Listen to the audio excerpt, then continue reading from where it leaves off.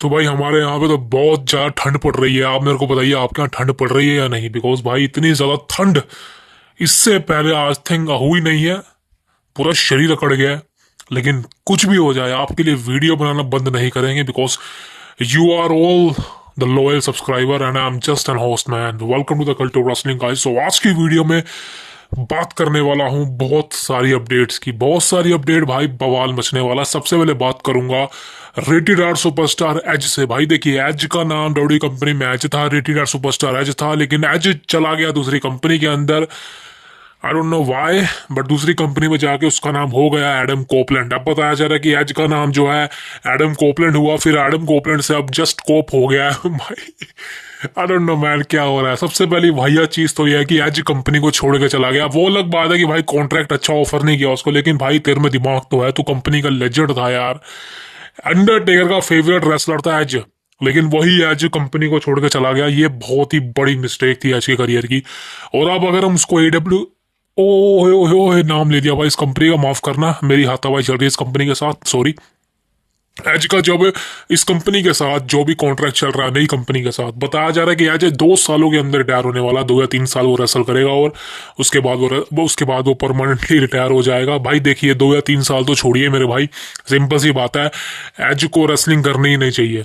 As को इस समय रेसलिंग करनी ही नहीं चाहिए, बिकॉज सबसे बड़ी प्रॉब्लम है उसकी जिंदगी। अपनी जिंदगी को मतलब इतनी ज्यादा रिस्क में डालकर इस एज में रेसलिंग करना बहुत, मतलब मेरे हिसाब से गलत चीज है। मैं यही चीज स्टिंग के बारे में भी कहता था कि स्टिंग को इस उम्र में लड़वाया जा रहा है। मैं मानता हूँ कि स्टिंग खुद लड़ रहा होगा, लेकिन द मेन प्रॉब्लम यह है कि भाई डब्ल्यू कंपनी अपने लेजेंड्स को एक रिस्पेक्ट डेडिकेट करती है, लेकिन इस कंपनी की बात करें यहाँ पर सिर्फ सारा खेल नंबर्स का है।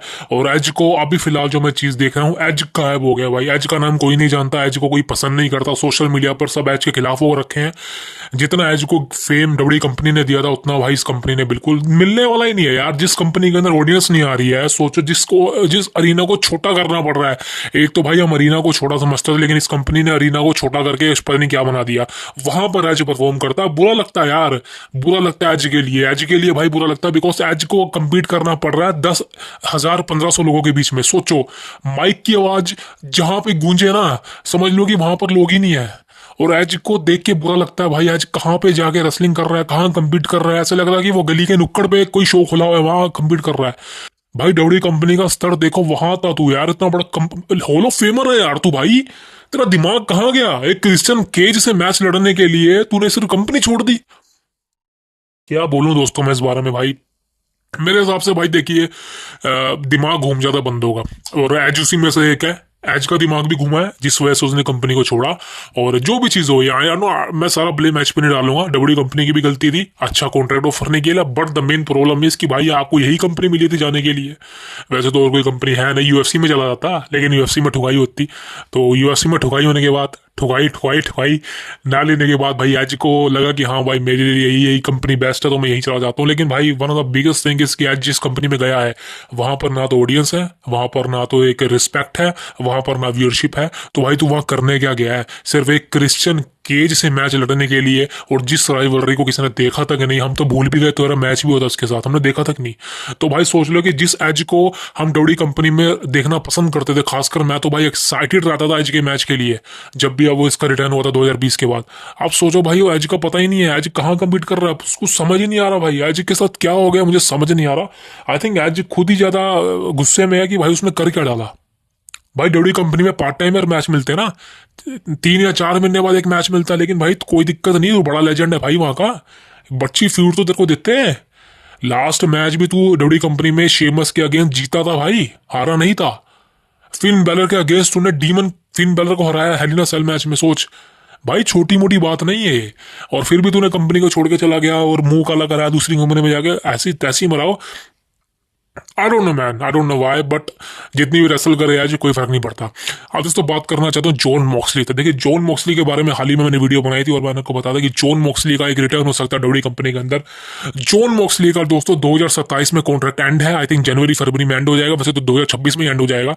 और बताया जा रहा है कि जॉन मॉक्सली के पोटेंशियल प्लान्स है कि वो अब जाके चेंज चाहते हैं, यानी कि वो जिस कंपनी में इस समय काम कर रहे हैं उस कंपनी को छोड़ना चाहते हैं। ये रिपोर्ट काफी टाइम पहले भी आई थी, लेकिन भाई कॉन्ट्रैक्ट को रिसाइन कर लिया गया 5 सालों का। अब 2026 यानी 2027 तक का कॉन्ट्रैक्ट है जॉन मॉक्सली का।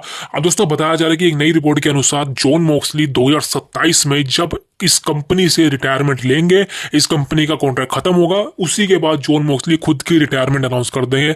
जी हाँ दोस्तों, रिपोर्ट के अनुसार जॉन मॉक्सली का कॉन्ट्रैक्ट जैसे ही खत्म होगा उसी वक्त वो रेसलिंग वर्ल्ड से रिटायरमेंट ले लेंगे, यानी कि परमानेंटली वो रेसलिंग छोड़ देंगे।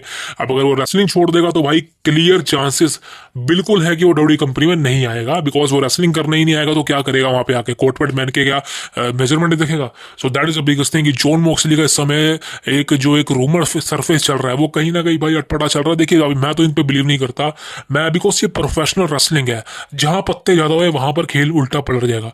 तो कुछ भी हो सकता है, जॉन मॉक्सली कंपनी में आ भी सकता है, लेकिन मेरा दिल कहता है, आई डोंट नो व्हाई, मेरे को लगता है जॉन मॉक्सली डब्ल्यू कंपनी के अंदर जरूर आएगा, मेरा दिल कहता है भाई। और एक बार मैंने आपको कह दिया ना भाई, मैं लिख के दे रहा हूँ कि जॉन मॉक्सली डब्ल्यू कंपनी के अंदर 2027 या 2028 कंफर्म बोल रहा हूँ, आपको जॉन मॉक्सली देखने को मिलने वाला डब्ल्यू कंपनी के अंदर, बिकॉज अनफिनिश बिजनेस है और बहुत से सुपरस्टार है जो अनफिनिश बिजनेस को फिनिश करने आते हैं। आप समझते हैं इस बात को, that is a biggest thing. अब दोस्तों बात करता हूँ अगली अपडेट की, यह है the dead man the Undertaker के बारे में। देखिए अंडरटेकर इज अ लेजेंड, कोई डाउट नहीं है, Undertaker is hall of famer, कोई डाउट नहीं है। अंडरटेकर की स्ट्रीक अनडिफीटेड थी, one of the biggest streak. और अब बात दोस्तों बताया जा रही है कि अंडरटेकर ने अपनी कुछ इच्छाएं रखी हैं जो वो कंप्लीट करना चाहते हैं। वैसे तो अंडरटेकर के बारे में एक और चीज रूमर फैली है कि अंडरटेकर दोबारा से एक मैच रेसल कर सकते हैं। अंडरटेकर ने इसी बात को कोट करते हुए बोला है कि भाई देखिए, मेरा शरीर इस समय उस लायक नहीं है कि मैं रेसलिंग कर सकूं, आई एम टोटली रिटायरमेंट। वैसे तो भाई मैं रेसलमेनिया 31 या 32 के आसपास ही रिटायरमेंट ले लेता, अंडरटेकर ने इस बात को बोला है। लेकिन उसके बाद ही मेरे को लगा कहीं ना कहीं अभी वो फिलहाल थोड़ा एक या 2 साल में और टिका रहूं, ताकि कंपनी को एक तरह से बिल्ड कर सकूं। तो भाई अंडरटेकर की बात सही थी, लेकिन अगर मैं आपको जेन्युइन चीज बताऊं, रेसलमेनिया 32 के अंदर जब शेन मैकमैन के साथ मैच होता टेकर का, वहां पे दोस्तों अंडरटेकर की पूरी तरह से हेल्थ खराब थी, पूरी तरह से हेल्थ खराब थी। अंडरटेकर को ऐसे लगा था जबरदस्ती रेसलिंग करवा रहा है विंस मैकमैन। देख के तो भाई ऐसे ही लग रहा था कि अंडरटेकर को जबरदस्ती रेसलिंग करवाई जा रही है, और अंडरटेकर इस बात से खुश नहीं है। लेकिन फिर भी दोस्तों रेसलमेनिया 32 के अंदर शेन मैकमैन के अगेंस्ट अंडरटेकर को मैच मिला और जिसको उसने जीता भी। लेकिन उसके बाद चीजें कहीं गड़बड़ा गई और देखते देखते अंडरटेकर 2022 में हॉल ऑफ फेमर बन गए और रिटायरमेंट ले ली कंपनी से। That is a biggest thing, कोई दिक्कत नहीं है मेरे हिसाब से, अच्छी बात है भाई। देखिए अंडरटेकर एक लेजेंड है और आई थिंक दूसरा अंडरटेकर मिलना बहुत मुश्किल बात है। अब अंडरटेकर ने बोला कि वो रेसलिंग करेंगे या नहीं फ्यूचर में आगे, तो भाई इसके बारे में अंडरटेकर ने सीधा सा जवाब बोला है कि मैं उस लायक नहीं हूँ, मेरी शरीर उस लायक नहीं है कि मैं रेसलिंग कर सकूं, मैं आराम करना चाहता हूँ। That is a biggest thing. So Undertaker के फैंस, अगर भाई आप फैंस भी हो ना, अगर आप भी देखना नहीं चाहोगे अंडरटेकर को रेसलिंग करते हुए, बिकॉज एक परफेक्ट एज होती है इस चीज की, जो रेसलिंग की होती है, उसके बाद अगर कोई रेसलिंग करता भी है ना, उसको हाइप नहीं मिलती, आपको ये बात समझनी चाहिए। सो अंडरटेकर के फैंस, जो भी चीज़ है, Undertaker is already retired and वो जो भी चीज़ कर रहा है वो खुश है उसमें, बट वो ये नहीं चाहता कि वो आगे रेसलिंग को कंटिन्यू करे। That is a biggest thing. तो जो भी लोग सोच रहे हैं अंडरटेकर का दोबारा से रिटर्न होगा, मैं जानता हूँ आप में से बहुत लोग सोचते हैं, बिकॉज आप हमेशा बोलेंगे नेवर से नेवर, मैं मानता हूँ never say never, but the biggest thing is कि अंडरटेकर का रेसलमेनिया 40 में जो भी आउटस्टैंडिंग परफॉर्मेंस था वो जस्ट परफॉर्मेंस था भाई, मैच को बिगेस्ट बनाने के लिए। बट इसका मतलब ये नहीं है कि अंडरटेकर आपको रेसलिंग वर्ल्ड में दोबारा से रिटर्न करते देखने को मिलने वाले हैं, ऐसा कभी नहीं होने वाला। अब दोस्तों बात करता हूँ नेक्स्ट अपडेट के बारे में, ये है द डिस्ट्रॉयर समोआ जो। अब यार मैं ऐसा ही कह रहा हूँ भाई, इस बंदे का मैं बहुत बड़ा फैन हूँ। क्यों फैन हूँ? फैन का मतलब ये नहीं भाई दिल ठोक दिया इस बंदे पे, मतलब है यार I like this man, I like this man. मैं इसको भाई रिंग ऑफ ऑनर से जानता हूँ, जब इसका सीएम बंग के साथ टैग टीम थी, भाई बवाल रेसलर है। इसके बाद टीएनए में गया है एंड डब्ल्यू कंपनी में आया, एनएक्सटी में गया, बवाल मचा दिया। अब जिस कंपनी में है वहां पर अच्छी बुकिंग थी इसकी 1 साल पहले, लेकिन अब देखने को ही नहीं मिलता वहां पे। सो दोस्तों बताया जा रहा है कि समोआ जो का कॉन्ट्रैक्ट कंपनी के साथ करीबन 6 महीने के बाद एक्सपायर होने वाला है। हाँ दोस्तों, ये डेट आने वाली सितंबर 2025, यानी कि इसी साल समोआ जो का कॉन्ट्रैक्ट इस कंपनी के साथ परमानेंटली ऑफ होने वाला है, रिटायर होने वाला है, यानी कि समोआ जो। देखिए समोआ जो अपने आप में बहुत बड़ा नाम है रेसलिंग वर्ल्ड का, और आई थिंक जाना माना नाम है, कोई डाउट नहीं है इसके अंदर। जितनी भी वो रेसलिंग करता है, जो भी उसने किया है, one of the biggest thing रही है। और समोआ जो का मैं फैन ऐसे नहीं, भाई बहुत अच्छी रेसलिंग करता है ये बंदा। इसके साइज पे मत जाना, बिकॉज आमतौर पर जो सुमो रेसलर्स होते हैं वो अच्छी रेसलिंग नहीं कर पाते, आप जानते हैं, भारी भरकम होता है। लेकिन समोआ जो उनमें से नहीं है भाई, बहुत अच्छी रेसलिंग करता है, एथलेटिज्म अच्छा है, ये हाई फाई मूव भी मारता है भाई। और समोआ जो का वो जो रिंग के कॉर्नर में जाके एक्शन है ना भाई, जहां पर ये पीछे हट जाता है, अपने अपोनेंट को पीछे कर देता है भाई, वैसा तो कोई कर ही नहीं सकता। और मेरे ओपिनियन से Samoa Joe is not only one wrestler, but he is the only wrestler जिसने भाई सारी कंपनी में काम किया है। मतलब देखिए, रिंग ऑफ ऑनर में इसने काम किया है, टीएनए में इसने काम किया है, इम्पैक्ट में इसने काम किया है, डब्ल्यू कंपनी में इसने काम किया है, अभी जिस जिस कंपनी में काम कर रहा है उसमें भी इसने काम किया है, और एनजेपीडब्ल्यू में इसने काम किया भाई। देखिए आईडब्ल्यूजीपी में काम किया भाई। आप खुद सोचो यार, सारी कंपनी में इस बंदे ने काम किया, तो भाई आप कैसे नहीं बोलोगे ही इज द गोट, कैसे नहीं बोलोगे। अब दोस्तों बताया जा रहा है कि समोआ जो का इसी साल 2025 सितंबर यहां पर परमानेंटली समोआ जो का जो कॉन्ट्रैक्ट है वो डब्ल्यू करा इस कंपनी के साथ खत्म होने वाला है। और समोआ जो के कड़े चांसेस हैं दोस्तों, बिल्कुल समोआ जो के बहुत ही भारी भरकम चांसेस है कि वो डब्ल्यू कंपनी में आए। ट्रिपल एच आप जानते हो भाई, ट्रिपल एच का कितना ज्यादा खास है समोआ जो। ट्रिपल एच के खास बंदों की लिस्ट बताता हूं मैं आपको। Samoa Joe, Adam Cole, Aleister Black, बहुत सारे और भी हैं जिनके नाम मेरे को याद नहीं, बट ये वो रेसलर है जो समोआ जो के फेवरेट है। और एक समय पे विंस मैकमैन के कंट्रोल की वजह से ये सब कंपनी को छोड़ के चले गए, या जिनको निकाल दिया गया। आप समझ रहे हैं, समोआ जो ने कॉन्ट्रैक्ट को रिसाइन नहीं किया। आई थिंक एडम कोल जो है, एडम कोल ने कंपनी को छोड़ दिया, एलिस्टर ब्लैक को कंपनी से रिलीज कर दिया था। सोचो भाई, मतलब मैं क्या बोलूं यार, चलो बुढ़ा चला गया, लेकिन द मेन चीज की भाई समोआ जो एक वो रेसलर है जिसको आप हर चीज में बेस्ट बोल सकते हैं। और अगर डब्ल्यू कंपनी में आता है, रिटर्न करता है, तो भाई बेस्ट चीज होगी मेरे अकॉर्डिंग। तो भाई इसी साल रॉयल रंबल में हो जाना चाहिए था, बट सितंबर में कॉन्ट्रैक्ट एंड है। आई थिंक 90 डेज का क्लोज नहीं लगेगा, एंड देन फिर आपको समोआ जो डब्ल्यू कंपनी में आता हुआ नजर आने वाला। That is the biggest thing. अब दोस्तों बात करना चाहता हूँ नेक्स्ट अपडेट के बारे में, इसका नहीं भी एलिस्टर ब्लैक के बारे में। देखिए एलिस्टर ब्लैक के बारे में ऑलरेडी आपको अपडेट बता चुका हूँ। एलिस्टर ब्लैक एक फ्री एजेंट है, लेकिन इस समय एलिस्टर ब्लैक पूरी तरह से रिवील नहीं कर रहा है कि वो डब्ल्यू कंपनी में आएगा। एलिस्टर ब्लैक तो यहां तक बोल रहा है कि भाई मैं उसी कंपनी में हूं, आप कुछ भी अपने दिमाग से मत सोचिए। लेकिन दोस्तों मैं आपको अंदर की बात बताता हूं, and this is a fact. Aleister Black ने डब्ल्यू कंपनी के साथ कॉन्ट्रैक्ट को ऑलरेडी साइन कर लिया है। जी हाँ दोस्तों, कंफर्म बोल रहा हूं, एलिस्टर ब्लैक ने डब्ल्यू कंपनी के साथ कॉन्ट्रैक्ट साइन कर लिया है।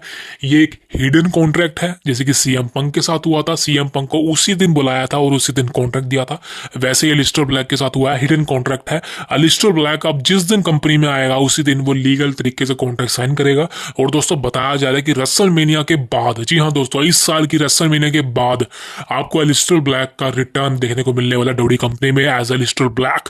एलिस्टर ब्लैक का करिश्मा अच्छा है, उसकी एंट्रेंस थीम बहुत अच्छी थी जो मेरे को लगती थी ब्लैक ब्लैक।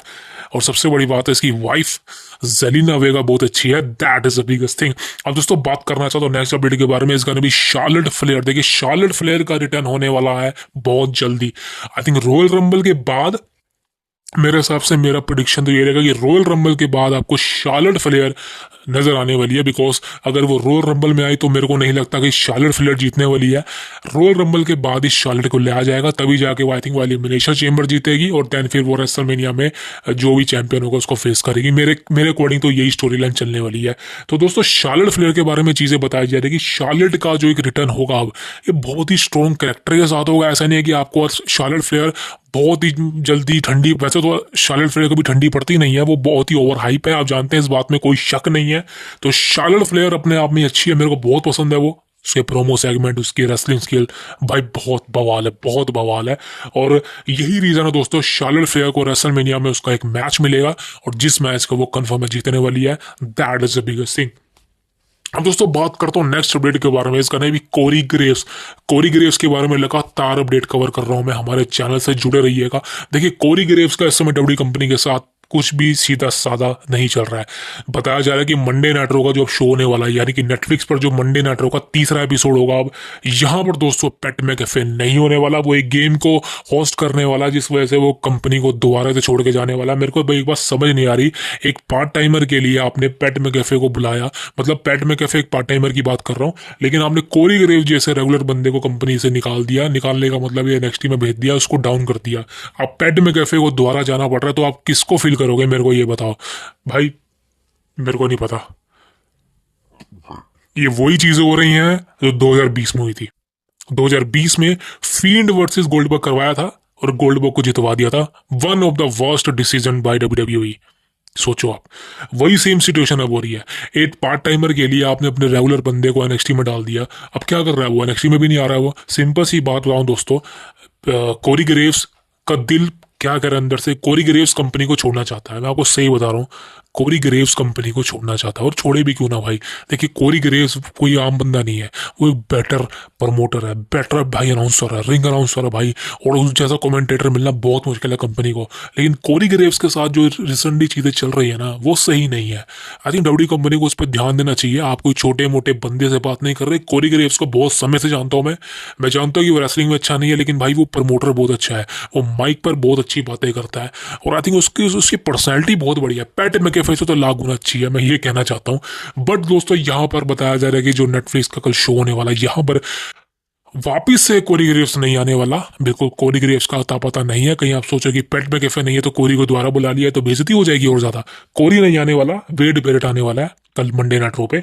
लेकिन बताया जा रहा है कि दोस्तों अब जो सिंपल सीधी बात का सोल्यूशन निकला है, वो कोरी ग्रेव्स का ये निकला कि वो कंपनी को छोड़ेगा। कोरी ग्रेव्स कंपनी को छोड़ देगा, एंड आई डोंट नो उसके बाद क्या होगा। आप जानते हैं सब कंपनी को छोड़ के जाना, इसका मतलब है कि आपको कोरी ग्रेव्स डब्ल्यूडब्ल्यूई कंपनी को छोड़ता हुआ नजर आने वाला है, और कहाँ जाएगा मुझे बताने की जरूरत नहीं है। That is the biggest thing. अब दोस्तों बात करना चाहता हूँ नेक्स्ट अपडेट के बारे में। इस गाना भी the former announcer होस्टर Samantha Irwin के बारे में। ओ भाई साहब, ये लोंडिया बहुत सही है भाई, बहुत सही है। ये चाह रही थी कि मैं डब्ल्यूडब्ल्यूई कंपनी में रहूं, मेरी स्टोरी चले रिकोशी के साथ या फिर किसी और के साथ, मैं रेसलिंग भी करूंगी, मैं फेम भी पाऊंगी, मैं स्टार भी बनूंगी, मेरी आवाज़ भी अच्छी है, मैं सब कुछ करूंगी। और इसको मिला भी।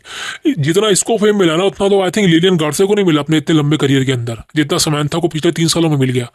तो आप सोचो कि जो बंदी को इतना फेम मिल गया भाई, और डब्ल्यूडब्ल्यूई कंपनी ने उससे जो वादे किए थे कि तेरे को स्टार बना देंगे, वह स्टार तो बना दिया ना समंथा को। कौन जानता था समंथा को 2022 से पहले? मैं तो नहीं जानता था। इवन 2023-24 में चमकी है वो, उससे पहले तो नहीं चमकी।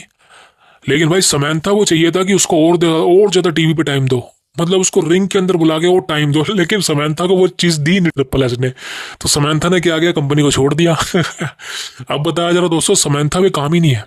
जी हाँ दोस्तों, बताया जा रहा है कि समंथा पे कोई काम ही नहीं है। बिकॉज देखिए दूसरी कंपनी में जा नहीं सकती है, अगर चली गई तो उसको ट्रोल्ड कर देंगे लोग, और इसको जो लोग फॉलो भी करता है वो भी मेरे ख्याल से कितने 10-15 लोग फॉलो करते होंगे इस औरत को, वो भी छोड़ देंगे इसको फॉलो करना।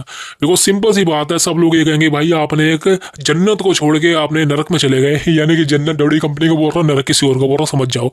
तो मेन मुद्दा ये है, समंथा इस कंपनी में नहीं जा सकती जहां पर इसका पति काम कर रहा है। लेकिन एक बात बहुत फैक्ट है कि समंथा ने अपनी जिंदगी की सबसे बड़ी गलती करी है जो उसने डब्ल्यूडब्ल्यूई कंपनी को छोड़ा है। देखिए भाई मेरा तो यार, मेरे को एक बात समझ नहीं आती, किसी की सैलरी 50,000 है तो भाई उसको 70 क्यों चाहिए? चलो 70 चाहिए भी चाहिए, 70 के लिए नौकरी छोड़ देगा, 50 भी छोड़ देगा। तो भाई मेन चीज ये है कि समंथा ने जो करा है वो गलत किया है। कंपनी में ही रहना चाहिए था भाई। जितना फेम उसको मिला, मैंने कहा ना लिलियन को नहीं मिला। लिलियन बेचारी वापसी आई है, और बल्कि वो समंथा से लाख गुना अच्छी प्रमोटर है, लेकिन लिलियन को उतना ज्यादा प्रमोशन नहीं मिली जितने समंथा को मिली है। तो समंथा ने बहुत कमाया है भाई, कंपनी के अंदर रह के, लेकिन अब कंपनी को जब उसने छोड़ दिया तो वो कुछ बेचारी कर नहीं पा रही है। तो क्या करेगी? सोशल मीडिया पर ऐसी थी पिक्स पाती है, देख लो आप, ये देखो ये फोटो पाती है समंथा। ज्यादा लगा नहीं पाऊंगा भाई, यूट्यूब की कम्युनिटी आ जाएगी पीछे। तो मेन प्रॉब्लम ये है कि समंथा के साथ कुछ भी नहीं हो रहा है। आई थिंक इसने अपने पैरों में कुल्हाड़ी मार रही है, and I think she deserve it. अब दोस्तों बात करना चाहता हूँ अलेक्सा ब्लिस के बारे में। देखिए एज यू नो, आप में से बहुत लोग अलेक्सा ब्लिस का वेट कर रहे हैं, including me, and I think Alexa bliss का रिटर्न कहाँ होने वाला है आप सब जानते हैं, रॉयल रंबल। जी हाँ दोस्तों, रॉयल रंबल में फाइनली आपको मिस ब्लिस अलेक्सा ब्लिस देखने को मिलने वाली है।